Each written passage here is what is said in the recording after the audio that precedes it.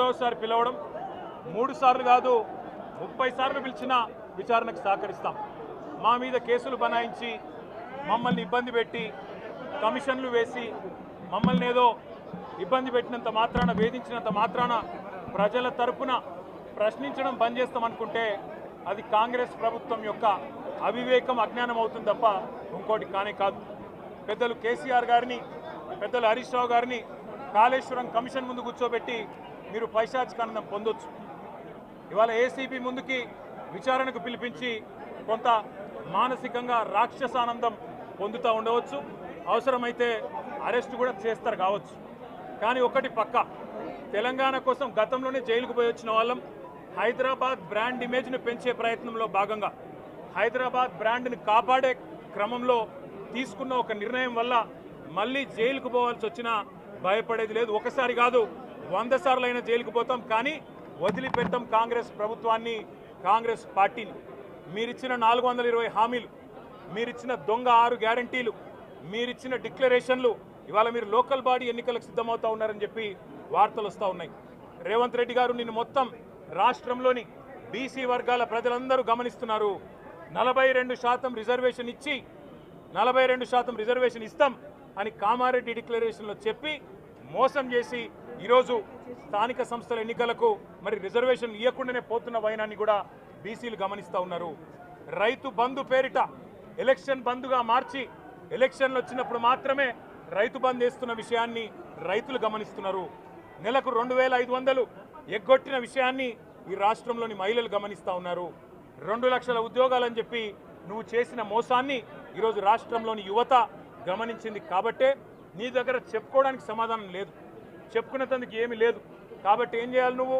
ఏదో ఒక డైవర్షన్ మీద, ఏదో ఒక రకంగా ఒక కమిషన్ అని, ఎంక్వైరీ అని, ఏదో జరిగిందని, ఇదిగో పులి అంటే అదిగో తోక అని, నువ్వేమో దున్నపోతు తినిందనగానే నీకు తయారుగా నీ జోడీదారు బీజేపీ రెడీగా ఉన్నాడు. నువ్వు దున్నపోతు తినిందనగానే వాడు దుడ్డని కట్టేయని వాడికి వస్తాడు. మీ ఇద్దరి దొంగ భాగోతం, మీ ఇద్దరి దొంగ నాటకాలు తెలంగాణ ప్రజలకు అర్థమైనాయి. మేము మాత్రం వాళ్ళ పెడితే గిడితే ఒక వ్యక్తినో 2 వ్యక్తులను జైల్లో పెడతాం, కానీ లక్షలాది మంది కేసీఆర్ సైనికులను టచ్ చేసే ధైర్యం నీకు లేదు. తెలంగాణ ప్రజలకు రక్షణ కవచంలాగా ఆనాడు ఉన్నది టీఆర్ఎస్ఏ, ఈరోజు ఉండేది బీఆర్ఎస్ఏ, రేపటికి కూడా స్వీయ రాజకీయ అస్తిత్వమే శ్రీరామ రక్ష అనే విధంగా ముందుకు పోతాం. నువ్వు ఒక్కసారి కాదు 100 సార్లు పిలిచినా వస్తా, 100 సార్లు నిజమే చెప్తా. నువ్వు లై డిటెక్టర్ పరీక్షకు నీకు దమ్ముంటే నువ్వు మగాడివైతే రా, రాష్ట్ర ప్రజలందరూ చూస్తుండగా లై డిటెక్టర్ కూడా రెడీ. నువ్వు ఒక కేసు కాదు ఇంకో 1000 కేసులు పెట్టినా మేము ప్రశ్నించడం బంద్ చేయం, కొట్లాడడం బంద్ చేయం, తెలంగాణ ప్రజల తరపున నిలదీయడం బంద్ చేయం. నువ్వు వేధింపులతో కేసులతో ఏదో సాధిస్తాననుకుంటే నువ్వు సాధించేదేమీ లేదు. అన్నిటికీ తెగించే కొట్లాటకు ముందుకు వచ్చినాం, తప్పకుండా అన్ని ఎదుర్కొంటామని చెప్పి మీ అందరికి తెలియజేస్తూ థ్యాంక్ యూ.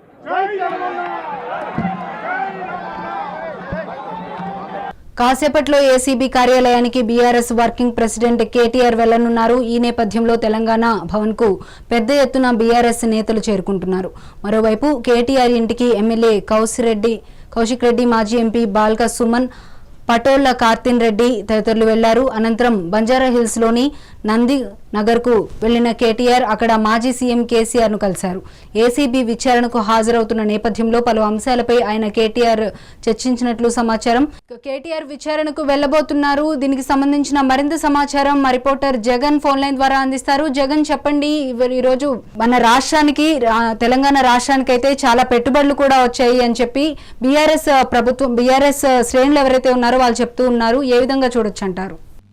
ఖచ్చితంగా ఇటు బీఆర్ఎస్ సంబంధించిన నాయకులు మొదటి నుండి కూడా ఈ కార్ రేస్ ద్వారా ఇటు తెలంగాణ రాష్ట్రానికి పెట్టుబడులు వస్తాయి, ఇటు రాష్ట్ర అభివృద్ధి, తెలంగాణ హైదరాబాద్ భారతదేశంలోనే హైదరాబాద్ అగ్ర రాజధానిగా నిలుస్తుంది. ఇటు ఇప్పటికే హైదరాబాద్ కు ఐటీ ద్వారా అనేక పెట్టుబడులు వచ్చాయి, ఐటీ హబ్ గా కూడా ఇటు హైదరాబాద్ మారుతుంది. అదే నేపథ్యంలో ఏదైతే దీనికి సంబంధించి ఫార్ములా ఈ కార్ రేస్ సంబంధించినటువంటి రేసులు ఇక్కడ నిర్వహిస్తే ఆటోమొబైల్ రంగంతో పాటు ఐటీ కంపెనీ కూడా, ఐటీ సెక్టర్ కూడా ఇక్కడ డెవలప్ అవుతుంది అన్నటువంటి ఏదైతే వాదన ఇటు బీఆర్ఎస్ సంబంధించిన నాయకుల నుంచి ఆ గతం నుండి కూడా వినిపిస్తుంది. అదే విధంగా ఇటు కేటీఆర్ కూడా దానికి సంబంధించి, అంటే ఆయన ఐటీ మినిస్టర్ గా, ఇటు పురపాలక శాఖ మంత్రిగా ఉన్నప్పటి నుండి కూడా ఇటు హైదరాబాద్ పట్టణాభివృద్ధి ధ్యేయంగా పనిచేసినట్టు హైదరాబాద్ లో ఉన్నటువంటి హైదరాబాద్ పట్టణాన్ని అన్ని రకాలుగా ఇటు ఐటీకి సంబంధించినటువంటిగా పూర్తిగా డెవలప్ చేసే విధంగానే ఆయన కృషి చేశారంటూ కూడా ఇటు బీఆర్ఎస్ సంబంధించిన నాయకులను, ఆయన కూడా ఇటు అంటే ఐటీ డెవలప్మెంట్ జరిగితేనే ఇటు యువతకు ఉపాధి లభిస్తుంది, ఇటు హైదరాబాద్ కూడా ఇటు ప్రపంచ వ్యాప్తంగా అంటే ప్రపంచ నగరాలను ఆకర్షించే దిశగా ఇటు కొత్త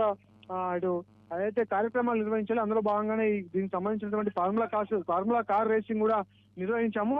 ఇటు ఏదైతే కాంగ్రెస్ ప్రభుత్వము ఏదైతే బీఆర్ఎస్ పార్టీ చేస్తున్నటువంటి అభివృద్ధి కార్యక్రమాలను చూసి ఎవరో లేక ఇటు బీఆర్ఎస్ పార్టీ చేసినటువంటి కార్యక్రమాలతో ప్రజల్లో మద్దతు పొందిన విషయాన్ని ఏదైతే కాంగ్రెస్ ప్రభుత్వం జీర్ణించుకోలేక ఇట్లాంటి చర్యలకు పాల్పడుతుందంటూ కూడా ఇటు బీఆర్ఎస్ సంబంధించిన నాయకులు కూడా ఆరోపించినటువంటి పరిస్థితి ఉంది. అంటే ఏది ఏమైనప్పటికీ కూడా ఇటు బీఆర్ఎస్ కు సంబంధించినటువంటి నాయకులు తమ నేత ఎటువంటి తప్పు చేయలేదు బీఆర్ఎస్ సంబంధించిన నాయకులు అంటూ దాంతో పాటు కేటీఆర్ కూడా తను ఎటువంటి తప్పు చేయలేదు, అన్ని కూడా ఇటు ప్రభుత్వ నిబంధనలకు కట్టుబడే ప్రభుత్వానికి ఏదైతే కట్టుబడి ప్రజాస్వామ్య విలువలకు కట్టుబడే తను ఏదైతే అధికారంలో ఉన్నప్పుడు అన్ని కార్యక్రమాలు నిర్వహించాను, ఇటు అభివృద్ధి కార్యక్రమాలు కూడా అలాగే నిర్వహించాను. అధికారానికి అంటే ఈ ఏదైతే నిధుల మళ్లింపు అంటూ ఇటు కాంగ్రెస్ పార్టీ చేస్తున్నటువంటి ఆరోపణలు ఏవైతే వాటన్నింటి కూడా అవాస్తవము. తాను కూడా ఇటు విచారణ ఎదుర్కొని అంటే చట్టాన్ని గౌరవించే వ్యక్తిగా ఎన్నిసార్లు విచారణకు పిలిచినా వెళ్తాను, ఆ విచారణ అన్నింటినీ కూడా ఎదుర్కొంటాను. గతంలో కూడా తను విచారించారు. దాదాపు 82 ప్రశ్నలు వేశారు. అన్ని ప్రశ్నలకు కూడా సమాధానం తాను ఇచ్చాను. ఎక్కడ కూడా ఇటు తప్పు జరిగిందని కూడా తను అనుకోలేదు, అంటే తప్పు చేసేటువంటి వ్యక్తిత్వం తనది కాదు అంటూ కూడా చెప్పినటువంటి పరిస్థితి ఉంది. తేజస్విని 3 సార్లు కాదు 30 సార్లు పిలిచినా విచారణకు సహకరిస్తాం. మా మీద కేసులు బనాయించి మమ్మల్ని ఇబ్బంది పెట్టి కమిషన్లు వేసి మమ్మల్ని ఏదో ఇబ్బంది పెట్టినంత మాత్రాన, వేధించినంత మాత్రాన ప్రజల తరపున ప్రశ్నించడం బంద్ చేస్తామనుకుంటే అది కాంగ్రెస్ ప్రభుత్వం యొక్క అవివేకం, అజ్ఞానం అవుతుంది తప్ప ఇంకోటి కానే కాదు. పెద్దలు కేసీఆర్ గారిని, పెద్దలు హరీష్ రావు గారిని కాళేశ్వరం కమిషన్ ముందు కూర్చోబెట్టి మీరు పైశాచికానందం పొందొచ్చు. ఇవాళ ఏసీబీ ముందుకి విచారణకు పిలిపించి కొంత మానసికంగా రాక్షసానందం పొందుతూ ఉండవచ్చు, అవసరమైతే అరెస్ట్ కూడా చేస్తారు కావచ్చు. కానీ ఒకటి పక్క, తెలంగాణ కోసం గతంలోనే జైలుకు పోయి వచ్చిన వాళ్ళం. హైదరాబాద్ బ్రాండ్ ఇమేజ్ను పెంచే ప్రయత్నంలో భాగంగా హైదరాబాద్ బ్రాండ్ని కాపాడే క్రమంలో తీసుకున్న ఒక నిర్ణయం వల్ల మళ్ళీ జైలుకు పోవాల్సి వచ్చినా భయపడేది లేదు. ఒకసారి కాదు 100 సార్లు అయినా జైలుకు పోతాం, కానీ వదిలిపెట్టాం కాంగ్రెస్ ప్రభుత్వాన్ని, కాంగ్రెస్ పార్టీని. మీరిచ్చిన 420 హామీలు, మీరిచ్చిన దొంగ 6 గ్యారంటీలు, మీరిచ్చిన డిక్లరేషన్లు ఇవాళ మీరు లోకల్ బాడీ ఎన్నికలకు సిద్ధమవుతా ఉన్నారని చెప్పి వార్తలు వస్తూ ఉన్నాయి. రేవంత్ రెడ్డి గారు నిన్ను మొత్తం రాష్ట్రంలోని బీసీ వర్గాల ప్రజలందరూ గమనిస్తున్నారు. 42% రిజర్వేషన్ ఇచ్చి 42% రిజర్వేషన్ ఇస్తాం అని కామారెడ్డి డిక్లరేషన్లో చెప్పి మోసం చేసి ఈరోజు స్థానిక సంస్థల ఎన్నికలకు మరి రిజర్వేషన్ ఇవ్వకుండానే పోతున్న వైనాన్ని కూడా బీసీలు గమనిస్తూ ఉన్నారు. రైతు బంధు పేరిట ఎలక్షన్ బంధుగా మార్చి ఎలక్షన్లు వచ్చినప్పుడు మాత్రమే రైతు బంధు వేస్తున్న విషయాన్ని రైతులు గమనిస్తున్నారు. నెలకు 2500 ఎగ్గొట్టిన విషయాన్ని ఈ రాష్ట్రంలోని మహిళలు గమనిస్తూ ఉన్నారు. 2 లక్షల ఉద్యోగాలని చెప్పి నువ్వు చేసిన మోసాన్ని ఈరోజు రాష్ట్రంలోని యువత గమనించింది. కాబట్టే నీ దగ్గర చెప్పుకోవడానికి సమాధానం లేదు, చెప్పుకునేందుకు ఏమీ లేదు. కాబట్టి ఏం చేయాలి, నువ్వు ఏదో ఒక డైవర్షన్ మీద, ఏదో ఒక రకంగా ఒక కమిషన్ అని, ఎంక్వైరీ అని, ఏదో జరిగిందని, ఇదిగో పులి అంటే అదిగో తోక అని, నువ్వేమో దున్నపోతు తినిందనగానే నీకు తయారుగా నీ జోడీదారు బీజేపీ రెడీగా ఉన్నాడు.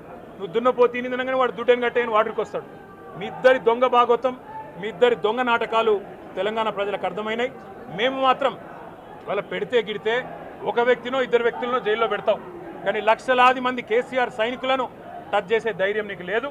తెలంగాణ ప్రజలకు రక్షణ కవచంలాగా ఆనాడు ఉన్నది టీఆర్ఎస్ఏ, ఈరోజు ఉండేది బీఆర్ఎస్ఏ, రేపటికి కూడా స్వీయ రాజకీయ అస్తిత్వమే శ్రీరామ రక్ష అనే విధంగా ముందుకు పోతాం.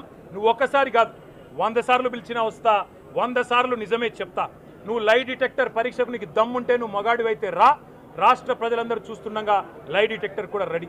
నువ్వు ఒక కేసు కాదు ఇంకో 1000 కేసులు పెట్టినా మేము ప్రశ్నించడం బంద్ చేయం, కొట్లాడడం బంద్ చేయం, తెలంగాణ ప్రజల తరపున నిలదీయడం బంద్ చేయం. నువ్వు వేధింపులతో కేసులతో ఏదో సాధిస్తాననుకుంటే నువ్వు సాధించేదేమీ లేదు. అన్నిటికీ తెగించే కొట్లాటకు ముందుకొచ్చినాం, తప్పకుండా అన్ని ఎదుర్కొంటామని చెప్పి మీ అందరికి తెలియజేస్తూ థ్యాంక్ యూ.